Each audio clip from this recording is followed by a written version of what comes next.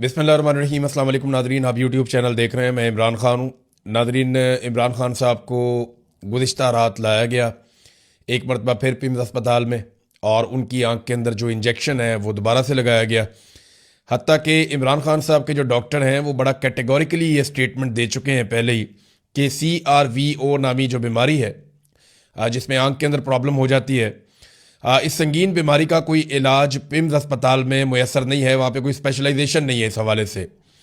लेकिन इसके बावजूद ये बाहर से बंदोबस्त करके रिस्क ले रहे हैं। यानी उस अस्पताल के अंदर बंदोबस्त इस बात का तो नहीं है कि वहाँ पे प्रॉपर इलाज हो इमरान खान साहब की बीमारी का, लेकिन इलाज की सहूलियात को वहाँ पे मुंतकिल करके आर्जी तौर पे शायद ये इमरान खान साहब की सेहत का रिस्क ले रहे हैं। कल को ये चीज़ें गले भी पड़ सकती हैं। इमरान खान साहब की बहन उज़्मा खानम ने इमरान खान साहब की जानिब से एक दरख्वास्त दायर कर दी है FIR के लिए, और ये दरख्वास्त दायर की गई है अडियाला के करीब। और जो अब्दुल गफूर नामी एक सुपरिटेंडेंट ऑफ जेल था, उसको और दीगर को नॉमिनेट किया गया है, और उसमें यह कहा गया है कि उसने गफलत की है और उसने गैर जिम्मेदारी का सबूत दिया है, और उसकी क्रिमिनल नेगलिजेंस की वजह से इमरान खान साहब की आंख की बिनाई मुतासर हुई है। अब ये FIR गले पड़ेगी, रिकॉर्ड का हिस्सा बन गई। अभी तो ये FIR होगी भी नहीं, लेकिन जब वक्त गुजरेगा तो अरशद शरीफ वाली FIR भी होगी, ये वाली भी होगी। इमरान खान साहब पर जब गोलियां चली वजीराबाद में, वो FIR अभी तक नहीं हुई, अदालती अहकामात से वो भी होगी। तो ये सारे लोग जो इन FIRों की जद में आएंगे, ये अपने दूसरे घर ढूंढ लें कि इन्होंने किस किस मुल्क में जाकर छुपना है, क्योंकि पाकिस्तान तो इनके रहने के लिए जगह रहेगी नहीं। तो जो लोग आज पाकिस्तान से बेचारे दरबदर हैं बहुत बड़ी तादाद में, ये सारे पाकिस्तान वापस आएंगे, क्योंकि पाकिस्तानी इनके साथ खड़े हैं। और अल्टीमेटली ये जो थोड़े से लोग हैं, चंद लोग, ये सारे भाग जाएंगे पाकिस्तान से या पकड़े जाएंगे, ये आप देखेंगे। इमरान खान साहब की बहनें एक मरतबा फिर अडियाला जेल इमरान खान साहब को मिलने के लिए गई, तो फिर नहीं मिलने दिया गया। वहाँ पे पुलिस की नफरी तैनात कर दी गई, नाके लगा दिए गए, रास्ते बंद कर दिए गए, और फिर धागल नाके के करीब इन्होंने वहाँ पे एहतजाज शुरू कर दिया। इमरान खान साहब की बहनें वहाँ पे बैठ गई।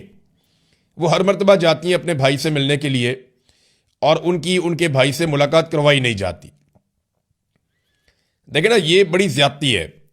वो उनको इमरान खान साहब ने कहा मेरी बहनें मेरे लिए आवाज़ उठाएं, क्योंकि ऐसा लगता है कि इमरान खान साहब को इस बात का अंदाज़ा हो गया है कि पाकिस्तानी फ़िलहाल खड़े नहीं हो रहे। अल्टीमेटली एक दिन खड़े तो होंगे पाकिस्तानी, ये मेरा ईमान है। मुझे इस बात की समझ है, जो 8 फरवरी 2024 को पाकिस्तानी थे, आज भी वही हैं।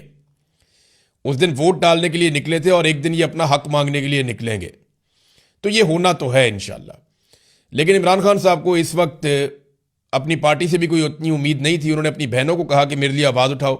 वो बेचारी कोशिश कर रही हैं, अपने भाई को मिलने के लिए जाती हैं। तो याद रखिएगा, जो कुछ इनके साथ हो रहा है ना, ये बाकियों के साथ भी होगा, और तब तक ये नॉर्मल हो चुका होगा। ये नौरीन खानम है, नौरीन न्याजी इमरान खान साहब की बहन है, और हसान न्याजी की वालदा भी हैं। ये वहाँ पे नाके से हटके एक इमारत के अंदर जाकर नमाज अदा करना चाहती थी। तो वहाँ पे वो उन्होंने नाले खोदे हुए हैं, और काफ़ी कंस्ट्रक्शन का सामान, पत्थर वगैरह पड़े हुए हैं। तो वो उसको क्रॉस करना चाह रही थी, तो वो नाले में गिर गई। वो खुश्क नाला है, उनको चोटें आई, वो वहाँ पे गिर गई। और लेकिन अल्लाह ताला ने किया कि कोई बड़ा नुकसान नहीं हुआ। लेकिन वहाँ पे जो सद्दफ अब्बासी साहिबा थी, वो बहुत बुरी तरह गिरी हैं। उन्होंने जो है वो नौरीन खानम का हाथ पकड़ा हुआ था, और वो मुंह के बल गिरी हैं। उनको ज़्यादा चोट लगी, उन्हें अस्पताल मुंतकिल भी किया गया है।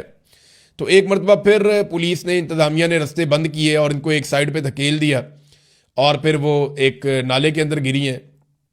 बड़ा अफसोसनाक है। इससे पहले इनका बाजू भी टूट गया था। इनको सड़क पे लटाया भी गया, घसीटा गया बालों से पकड़ के। इन पे कई मरतबा टॉर्चर किया गया, ज़्यादती की गई, ज़बरदस्ती गिरफ्तार करके इन्हें पहुँचाया गया। बार बार चक्री के करीब पुलिस छोड़ के भाग जाती थी। तो ये इमरान खान की वो बहन है जो पहले दिन से, और हसान न्याजी की वालदा है जो बेचारी बहुत ज़ेर अताब रही, बहुत तकालीफ का इन्होंने सामना किया। जवान बेटा इनका जो है वो बंद है। पहले इतना अरसा उसको लापता कर दिया गया, फ़ौज ने अपनी तहवील में ले लिया, फिर सज़ा सुना दी, अब उसे जेल के अंदर बंद किया हुआ है। तो ये बड़ी तकालीफ है जो ये खातून देख रही हैं, और अपने भाई के लिए डट के खड़ी हैं। ये नादरीन सूरत हाल है। इमरान खान की सूरत हाल ये है कि मैं पढ़ रहा था अली अहमद कुर्द को, जिन्होंने वकला तहरीक के अंदर बड़ा अहम किरदार अदा किया था। उस दौर में नून लीग और पीपल्स पार्टी फंडिंग करते थे वकला तहरीक की, बहुत पैसा खर्च करते थे। और मिलिट्री एस्टेब्लिशमेंट का एक हिस्सा जो है वो भी ये चाहता था कि जनरल मुशर्रफ के खिलाफ काम हो, तो वकला बड़े मुतहर्रिक होकर निकले थे। उस वक्त अली हमीद कुर्द साहब बड़े मुतासर कुन शख्सियत के बन के सामने आए थे। तो नवाज शरीफ और जरदारी साहब के साथ इनका बड़ा अच्छा ताल्लुक भी है। तो इन्होंने कहा जी बड़े अरसे के बाद मुल्क की तारीख में एक नर का बच्चा पैदा हुआ है। मुल्क में वाकई बड़े अरसे बाद कोई लीडर पैदा हुआ है। 10 जर्नैल जाकर उसके घुटने पकड़ लें लेकिन माफी नहीं है। ये मैं आपको लिख कर देता हूं। ये जनाब अली अहमद कुर्द साहब कह रहे हैं। अच्छा, रात को जिस नौजवान ने वीडियो बनाई थी, हैदर सईद ने, वो इमरान खान साहब को जब अस्पताल से निकाला जा रहा था तो वो नौजवान भी गिरफ्तार कर लिया गया है। यानी पता चला कि इसने वीडियो बनाई है तो इसको तो गिरफ्तार करो, तो उसको गिरफ्तार कर लिया गया है। और उसके पीछे एक रीज़न ये भी है कि पाकिस्तान तहरीक इंसाफ के लोग या ये नौजवान खुद भी ये तनकीद कर रहे थे कि जनाब अगर हम आ सकते हैं तो पीटीआई के लोग क्यों नहीं आ सकते। जो अरकान असम्बली हैं, जो सेनेटर्स हैं, जो पार्टी के अहदेदारान हैं, बैरिस्टर गौर को खास तौर पे तनकीद का निशाना बनाया कि वो क्यों नहीं आ सकते। तो मैंने आपको पहले बताया था कि ये जो मर्जी कहते रहे। बैरिस्टर गौर कहते हैं जी कि मुझे तो रात 2 बजे पता चला जब इमरान खान साहब को वापस ले जाया गया था। तो मैं ये बात नहीं मानता, इसलिए कि मेरे पास जो इन्फॉर्मेशन है वो ये है कि पाकिस्तान तहरीक इंसाफ ने यह फैसला किया है कि वो इमरान खान साहब की सेहत के मामले के ऊपर कोई सियासत नहीं करेंगे और इसमें कोऑपरेशन करेंगे। इमरान खान साहब की आंख की सेहत बेहतर होनी चाहिए। अब ये बात वो पब्लिकली कर नहीं सकते, तो उन्हें इस बात की इंफॉर्मेशन थी और मैंने पहले ही आपको बता दिया था कि अगले 24-48 घंटों में इमरान खान साहब को लाया जाएगा। इनके लिए मुश्किल तो नहीं है, अपना एक मुलाजिम वहां पर बिठा दें अस्पताल में या अस्पताल के अमले के अंदर किसी बंदे को, क्योंकि मैं जर्नलिस्ट हूं, मुझे पता है खबर कैसे निकालते हैं। अस्पताल के अमले में आप 2-4-5 बंदों को बाउंड कर देंगे, यार कोई बात हो तो मुझे बताना, तो वो आपको पता चल जाता है। जैसे मैंने यहां पे बैठ के आपको पहले बता दिया था कि डॉक्टरों को छुट्टी दे दी गई और अमले को कहा गया कि आप जाएं। तो नाजरीन, ये इतना मुश्किल नहीं होता, ये पाकिस्तान तहरीक इंसाफ को इसका पता था, लेकिन उन्होंने इसके ऊपर कोई एक्टिविटी नहीं की। इमरान खान साहब की सेहत के ऊपर उन्होंने सियासत नहीं की। हाँ, वो ये जरूर कह रहे हैं कि उनकी फैमिली को हक मिलना चाहिए। अब इसमें अलीमा खानम का एक स्टेटमेंट आया। उन्होंने कहा जी खबरों से हमें पता चला कि इमरान खान को आधी रात को दोबारा पिम्स ले जाया गया। ख्याल रहे कि उनकी आंख में दूसरा इंजेक्शन लगाया गया था। जब कानून इस बात का तकाजा करता है कि किसी कैदी पर कोई तिब्बी अमल कराने से पहले खानदान को मुतला किया जाएगा, तो खानदान को क्यों नहीं बताया गया। हमें सरकारी तिब्बी सहूलियात की तशखीस या जांच की रिपोर्टों पर बिल्कुल भरोसा नहीं है। पिम्स से पहले ही इतलात आ रही हैं कि डॉक्टरों को इमरान खान के बारे में कोई भी मालूमात लीक होने पर संगीन नताइज की धमकियां दी जा रही हैं। वो क्या छुपा रहे हैं। हमारा खानदान उनकी रिपोर्ट्स को मुस्तरद करता है, ख्वाह वो अवाम के सामने ये रिपोर्टें जारी करें। हम अपनी दरखास्त पर कायम है कि शिफा इंटरनेशनल इस्लामाबाद में इमरान खान के ज़ाती डॉक्टरों की निगरानी में और उनके अहले खाना की मौजूदगी में माहिरीन के जरिए इमरान खान का मुआयना और इलाज किया जाए। इमरान खान की आंख में पैदा होने वाली मुबैना हालत के लिए पिम्स सरकारी अस्पताल किसी के इलाज के लिए लैस नहीं है, यानी वहाँ मुकम्मल सहूलियत नहीं है। ये हुकूमत जो कुछ कर रही है ये मुजरिमाना है और इमरान खान के खिलाफ जो भी खिलाफ वर्जी और जुर्म कर रहे हैं इनका एहतसाब होगा। ये जनाब इमरान खान साहब की बहन अलीमा खानम का स्टेटमेंट है। तो ये सूरत हाल है। नाज़रीन, सुहेल अफरीदी साहब ने भी स्टेटमेंट दिया। उन्होंने कहा जी अगर इमरान खान साहब से मुलाकात नहीं करवाते तो फिर कोई बड़ा फैसला करना पड़ेगा। अब देखें बड़ा फैसला क्या है, किस तरीके से करना है। वो ये कहते हैं कि उन्होंने तैयारी भी करनी है। पाकिस्तान तहरीक इंसाफ के अंदर से एक पूरा ग्रुप खड़ा कर दिया गया है और उनकी ये ड्यूटी है कि किसी तरह भी जो इमरान खान रिहाई के लिए जो एक फोर्स या अमन फोर्स, अच्छा ये कोई हथियारबंद लोग तो होंगे नहीं, इन्होंने कोई बंदूकें तो उठानी नहीं है, ना इन्होंने कोई लड़ाई झगड़ा करना है। नौजवानों की एक टीम इन्होंने बनानी है, बहुत बड़ी तादाद में, लाखों नौजवानों को इकट्ठा करना है और फिर एहतजाज शुरू कर देना है। जैसे आप आवाम को इकट्ठा करते हैं और आप एहतजाज करते हैं, ऐसे ही ये नौजवानों को इकट्ठा करेंगे और एहतजाज करेंगे। अब इसको रंग दिया जा रहा है कि ये मुसल्ला विंग है और सहाफ़ियों को भी इस काम पे लगा दिया गया। पाकिस्तान तहरीक इंसाफ के अंदर एस्टेब्लिशमेंट के लिए ना ये बहुत बड़ी अलार्मिंग चीज़ है। एस्टेब्लिशमेंट ये जानती है कि अगर नौजवान किसी वक्त भी इकट्ठे हो गए, किसी भी प्लेटफॉर्म पे इकट्ठे हो गए, तो वो एस्टेब्लिशमेंट के सारे मफादात को खा जाएंगे। इसलिए एस्टेब्लिशमेंट ने अपने सारे असासे लॉन्च कर दिए और पूरी कोशिश कर रही है कि किसी भी तरह करके इमरान खान रिहाई अमन फोर्स जो बनाने की कोशिश कर रहे हैं सुहेल अफरीदी या उनके दीगर साथी, वो इसको रोक दें और ये अमल ना हो सके।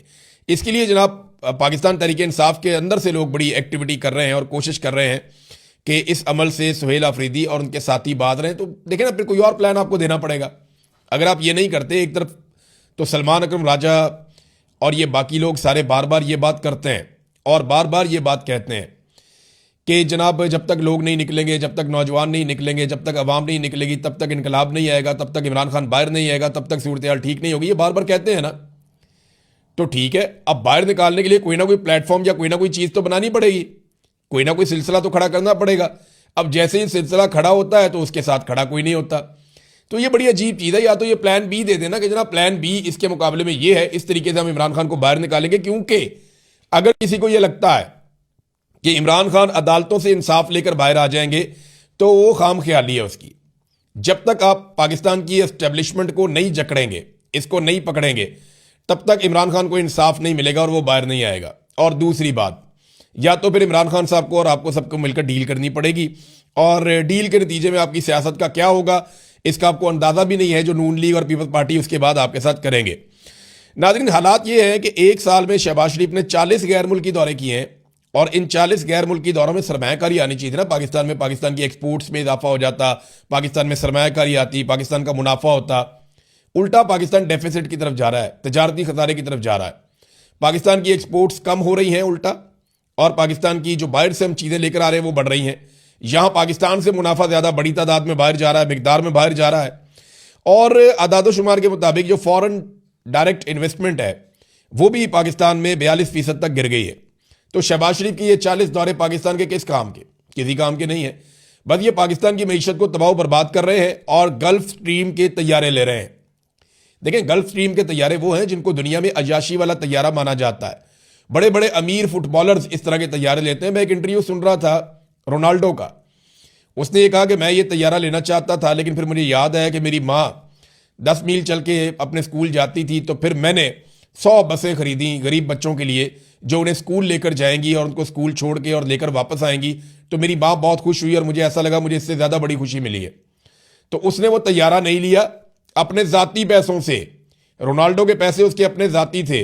वो गल्फ स्ट्रीम का अय्याशी वाला तैयारा ले सकता था, लेकिन उसने वो महंगा तरीन तैयारा खरीदने के बजाय गरीब बच्चों के लिए बसें ले लीं।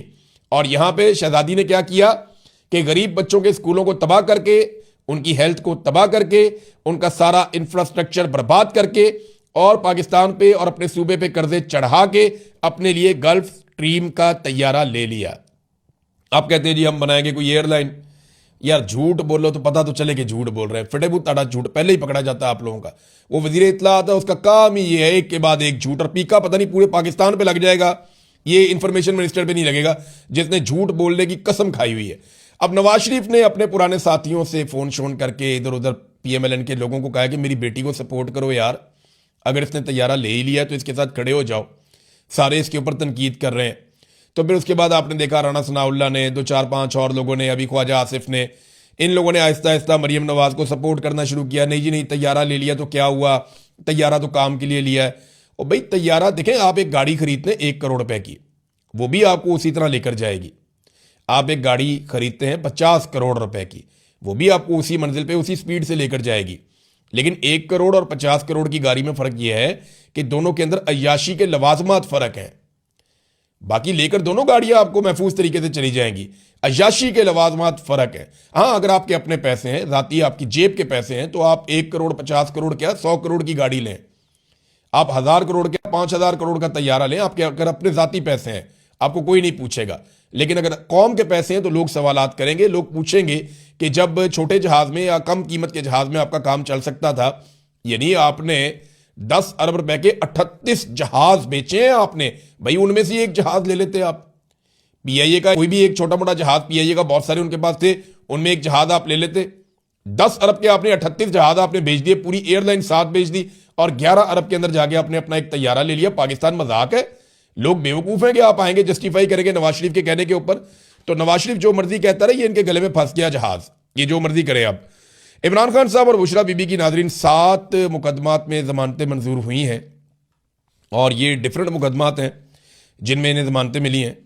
ऐसा नहीं है कि इन जमानतों के मिलने के बाद ये फौरी तौर पे बाहर आ जाएंगे, लेकिन ये बड़े अरसे से मामला पेंडिंग था। 30 मरतबा तो अदालत ने कहा जनाब इमरान खान को पेश किया जाए, वो पेश नहीं किया गया। बार बार केस लगता रहा। इमरान खान के वकील ने कहा जनाब हम मेरिट के ऊपर जमानतें चाहिए, हमें कोई तिब्बी बुनियादों के ऊपर जमानतें नहीं चाहिए। तो इमरान खान और बुशरा बीबी को 7 मुकदमात, जिनके अंदर 9 मई के हैं, आज़ादी मार्च के हैं, इक़दाम कत्ल के हैं, तोड़ फोड़ के हैं, जलाओ घिराव के हैं, तोशाखाना की रसीदों के हैं। तो ये मुकदमात के अंदर इमरान खान और उनकी अहलिया को जमानतें मिल गई हैं। नादरीन, एक चीज़ मैं आपके सामने रखना चाहता हूँ। ये सहाफ़ी फरजाना अली साहिबा हैं, इन्होंने तीरा के जो लोग मुतासरीन हैं उनके ऊपर प्रोग्राम किया है और ये बताया कि पुरानी कहानियाँ सुना सुना कर दोबारा इस खित्ते के अंदर ऑपरेशन किया जाता है। लोग दरबदर हो गए हैं। वो एक माजूर बच्चे का इंटरव्यू कर रही थी जिसकी एक टांग नहीं है। उसने कहा जी हमारे ऊपर बमों से हमला हुआ था और ड्रोन हमले में मेरी टांग चली गई और मुझे वज़ीर आला ने वादा किया था कि 25 लाख रुपया ऐलान किया गया कि दिया जाएगा, लेकिन सूबाई हुकूमत ने 1 रुपया भी नहीं दिया। अब सुहेल अफरीदी साहब ज़रा इस चीज़ पे खुद ही गौर कर लें और देख लें फरजाना अली साहिबा का प्रोग्राम निकाल कर जिन लोगों के साथ वादा किया गया है या जो लोग मुतासरीन हैं, सूबाई हुकूमत की जिम्मेदारी है कि फौरी तौर पर उनको इमदाद पहुँचाएँ, वरना फिर वो भी उसी तरह तनकीद की जद में आएंगे जैसे वफाकी हुकूमत और इदारे तनकीद की जद में आते हैं। और बिल्कुल तनकीद होनी चाहिए।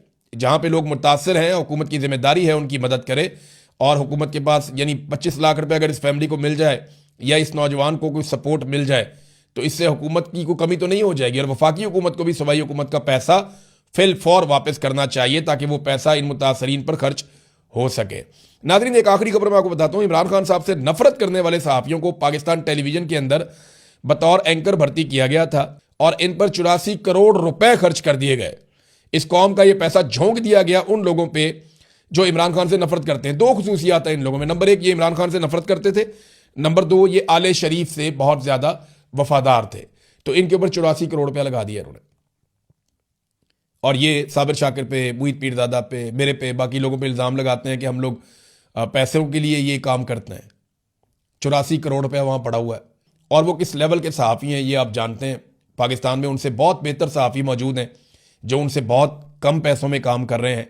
तो पैसा तो सारा सरकार बांट रही है, पैसा तो सारा सरकार बांट रही है और अवाम का पैसा इमरान खान की नफरत में उड़ाया जा रहा है। अब तक के लिए इतने, अपना ख्याल रखिएगा, अपने इस चैनल का भी। अल्लाह हाफ़िज़।